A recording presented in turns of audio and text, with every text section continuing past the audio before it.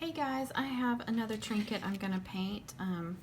I've already done a video on this and they're still drying. I did a really thick coat on these stars.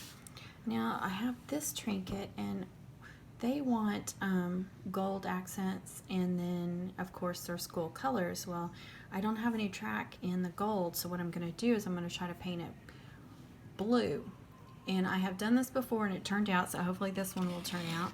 And what I did is I didn't like brush it on there. I made a thin coating, just brushed a thin coating on my little plate here.